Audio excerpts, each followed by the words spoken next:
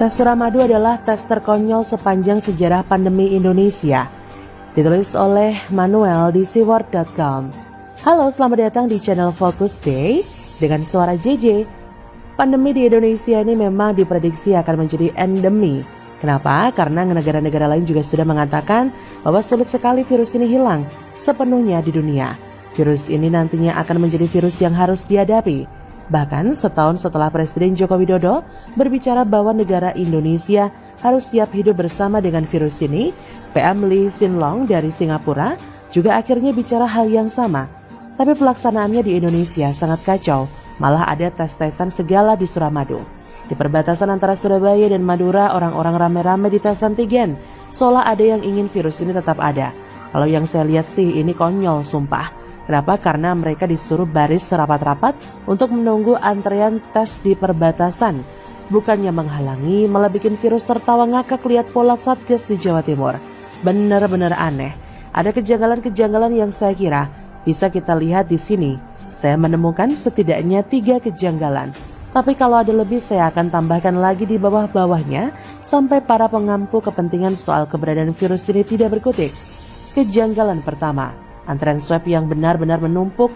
Wali Kota Surabaya Eri Cahyadi sempat difoto bersama-sama dengan para pengendara yang melintasi perbatasan Surabaya dan Madura.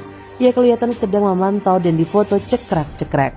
Dari foto di sana kita melihat bagaimana ada penumpukan kendaraan bermotor yang tidak menjaga protokol kesehatan. Harusnya 3M cukup, gak usah pakai tracing, testing atau tete-tete lainnya. Alih-alih ingin mengontrol persebaran virus, malah perbatasan tempat tes berpotensi jadi klaster baru. Masih merasa ini kurang merepresentasikan penumpukan? Nih saya kasih foto baru yang lain ya. Di sana ada tenda BPBD yang di luarnya ada penumpukan massal. Memang mereka menggunakan masker sih, tapi berdekatan gitu, nggak ngeri apa? Katanya mau kontrol, tapi kok malah menumpuk? Itu pun gambar yang ada di luar tenda BPBD. Nggak kebayang ya di dalam tenda itu ramainya seperti apa? Kejanggalan kedua, Pemkot Surabaya dan Pemprov Jatim kelihatannya tidak ada komunikasi bagus terkait hal ini. Selama kita tahu bahwa jembatan Suramadu adalah jembatan penghubung antara satu darat lainnya dengan pelabuhan, para pemotor ini melewati jembatan Suramadu juga pelabuhan Tanjung Perak. Saya melihat keanehan karena selama ini tidak ada pembatasan semacam ini. Tapi sekarang mendadak muncul. Antigen yang ada mungkin sudah mau kadaluarsa gitu ya, sehingga harus dipaksakan untuk dipakai. Harusnya tes semacam ini bisa dilakukan untuk orang yang sakit. Kalau semua orang dites, aneh. Emangnya OTG pasti menularkan ya? WHO yang mengatakan bahwa OTG berpotensi sangat rendah dalam menularkan, kecuali dia mendadak bersin. Mungkin kebanyakan dari antara kita tidak tahu bahwa tes swab ini dipakai untuk mereka-mereka yang bergejala. Saya punya tes kit baik dari swab antigen ataupun antibodi darah di rumah. Saya gunakan waktu jalan-jalan? Ya, saya nggak gunakan waktu saya merasa tidak enak badan saja. Saya gunakannya waktu saya merasa tidak enak badan saja. Kalau sehat-sehat ya, saya keluar tanpa harus tes. Kenapa? Karena saya tahu, kalau saya tidak bergejala, meski saya positif, saya tidak akan menularkan. Saya keluar seperti biasa saja, dengan menggunakan masker, menjaga jarak dan mengurangi kerumunan, sesederhana itu saja. Tapi aneh di perbatasan, disuruh tes buat apa? Nggak berlebihan. Rasanya juga tidak berlebihan jika saya berkesimpulan bahwa mereka ini diduga sedang habis-habiskan antigen atau mau penuhi rumah sakit. Kejanggalan ketiga, dari 6 jam swab massal di Suramadu hanya 70 orang yang positif, dan itu pun belum ada info apakah mereka bergejala atau tidak. Dari sini kita melihat angka ini merupakan angka yang sedikit. Jangan bilang 70 orang itu banyak ya. 70 orang yang positif selama 6 jam adalah sedikit. Kenapa? Karena kita harus lihat 70 orang yang positif dites dari jumlah populasinya berapa. Kalau 70 dari 70 ya itu mengerikan. 100% positivity rate-nya, tapi kalau 70 dari 7.000 orang coba hitung saja 1%. Dan sampai sekarang media-media belum menyebutkan berapa orang yang sudah dites. Dari ketiga kejanggalan ini kita bisa melihat bahwa sepertinya tes di Suramadu adalah kegagalan sepanjang sejarah Indonesia dalam melawan pandemi. Pandira yang digelar usai IGD RSUD Bangkalan di lockdown sepertinya bakal gagal. Sangat mungkin justru kesana jadi klaster baru. Paham resiko kerumunan gak sih gubernur dan wali kotanya? Begitulah aneh-aneh. Bagaimana menurut Anda? Silakan tulis komen Anda di kolom komentar, like, subscribe, dan share di sosial media kalian. Artikel ini bisa Anda lihat secara lebih lengkap di laman seaworld.com. Terima kasih sudah menyaksikan channel Fokus Day hari ini. Tangkal dan tangkap penyebar hoaks dana haji digunakan pemerintah. Jangan kasih ampun. Ditulis oleh Mr. Naibaho di siwar.com. Halo, dengar suara JJ kembali di channel Fokus Day. Sungguh memalukan menurut saya ketika alat-alat atau perangkat teknologi canggih ini hanya digunakan untuk membuat konten-konten sesat dan penuh dengan kebohongan alias hoaks yang tujuannya juga menyerang dan menjatuhkan pemerintah dengan narasi-narasi tidak benar, namun dapat menyulut emosi para kaum sumbu pendek, terutama kaum-kaum yang masih sakit hati dengan kekalahan Prabowo Sandi di Pilpres 2019 silam. Para pembenci pemerintahan Jokowi tidak henti-hentinya menyebarkan kebohongan dan membuat gerah masyarakat yang waras dan yakin bahwa pemerintahan Pak Jokowi tidaklah seburuk yang apa dituduhkan dengan konten-konten sesat dan penuh fitnah itu. Hari ini ketika pulang ibadah saya membuka Twitter saya dan saya langsung menemukan video yang diunggah oleh akun @garinghalu dengan caption @divhumaspolri, tolong tangkap semua yang melakukan fitnah ke pemerintah soal dana haji. Jangan biarkan mereka tiup berita hoaks yang provokasi di medsos. Pembiaran berita hoaks akhirnya masyarakat percaya itu berita benar.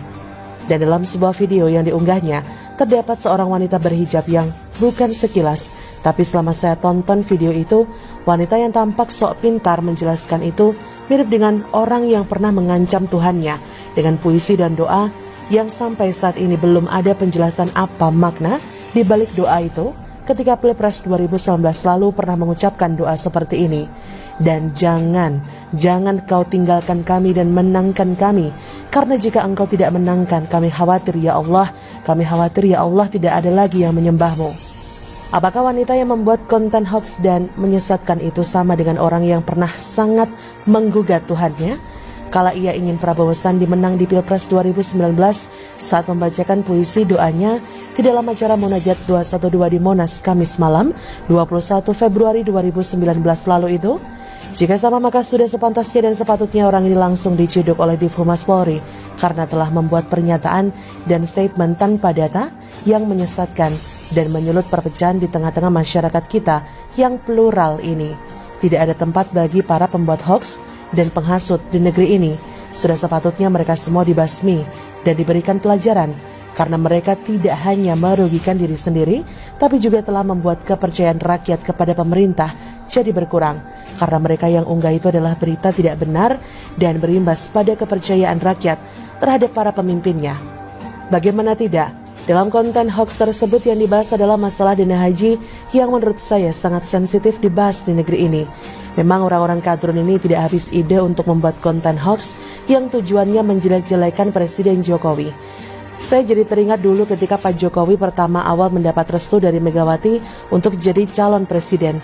Beliau dihujat habis-habisan karena adanya berita hoax yang mengatakan beliau adalah keturunan Cina. Namun kita tetap percaya bahwa itu adalah hoax dan benar saja. Kepercayaan rakyat tidak dapat dibeli dengan kabar hoax saja, pun dengan berita heboh. Namun penuh kebohongan yang berjudul Jokowi ternyata sudah pakai 38,5 triliun dana haji, jamaah tak diberitahu adalah hoax dan tidak benar. Hal ini disampaikan langsung oleh situs kominfo.go.id yang menyatakan bahwa beredarnya sebuah unggahan di sosial media Facebook yang membagikan tautan link berita berjudul Jokowi ternyata sudah pakai 38,5 triliun dana haji, jamaah tak diberitahu adalah tidak benar. Setelah ditelusuri, klaim bahwa Presiden Jokowi telah menggunakan dana haji 38,5 triliun adalah salah. Faktanya, dana haji saat ini masih tersimpan di rekening Badan Pengelola Keuangan Haji BPKH dalam bentuk valuta asing dan rupiah.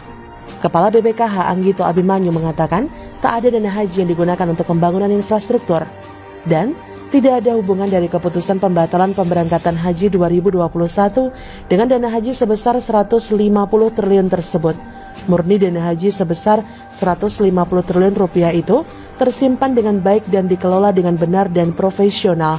Tidak ada sepeser pun digunakan untuk pembangunan infrastruktur. Jikalaupun ada, wajib hukumnya bagi si penuduh dan pembuat konten hoax itu untuk menyertakan data-data yang valid. Selain wanita yang mirip dengan pembuat puisi doa yang menghujat Tuhannya kala Prabowo Sandi tidak menang di Pilpres 2019 itu. Masih ada seorang lagi yang bergelar ustadz yang gemarnya selain kawin, sampai-sampai mengawini anak gadis di bawah umur alias masih 19 tahun itu. Juga, kegemaran ustadz yang katanya ganteng sedunia ini adalah membuat hoax dan mengompori umatnya dengan ceramah-ceramah anfaidah, namun bisa memprovokasi umatnya. Dia ini adalah WAS alias Ustadz Abdul Somad yang juga menebarkan kebohongan seputar dana haji tersebut. Masih dari akun @garinghalu ada video potongan si Ustadz ini memprovokasi jemaahnya dengan provokator seputar dana haji. Dalam video tersebut dikatakan jika umat muslim marah, maka infrastruktur dihentikan, jika tidak marah lagi, infrastruktur dilanjutkan. Ini apa coba? Ini kan bentuk provokasi. Jadi sekali lagi ada dua makhluk yang perlu diciduk oleh Divisi Humas Polri untuk mempertanggungjawabkan perkataan mereka dan hoax yang mereka buat. Khusus bagi Ustadz Somad ini sudah banyak hoax yang ia tebarkan semenjak Presiden Jokowi menjabat. Tapi sampai sekarang masih bebas kemana-mana menebarkan fitnah dan hoax seputar pemerintah. Kapan kena batunya kawan? Kembali ke masalah dana haji. Seperti dilansir dari Sindonews, Menko PMK Muhadjir Effendi mengunjungi kantor Badan Pengelola Keuangan Haji BPKH untuk memastikan pengelolaan dana haji. Dari hasil laporan yang diterima, Muhadjir memastikan dana haji sebesar 150 triliun tidak digunakan untuk pembangunan infrastruktur. Kehadiran Menko PMK diterima langsung oleh Ketua BPKH Anggito Abimanyu. Muhadjir memastikan pengelolaan dana haji dilakukan dengan benar dan profesional. Muhadjir menegaskan, kabar miring tentang pengelolaan dana haji yang digunakan untuk pembangunan infrastruktur sepenuhnya tidak benar. BPKH merupakan badan independen dan profesional yang tidak bisa dicampuri oleh siapapun dan pengelolaannya dapat dipertanggungjawabkan secara objektif. Jadi sudah jelas bukan? Semoga para pembuat konten hoax dan penceramah yang membuat hoax dana haji dipakai untuk pembangunan infrastruktur segera ditangkap, sehingga jadi pembelajaran bagi yang lain agar tidak sesuka hatinya untuk membuat hoax apalagi menyebarkan berita bohong ini. Semoga kura-kura. Bagaimana menurut Anda? Silakan tulis komen Anda di kolom komentar. Like, subscribe, dan share di sosial media kalian. Artikel ini bisa Anda lihat secara lebih lengkap di laman siwar.com. Terima kasih sudah menyaksikan channel Focus Day hari ini.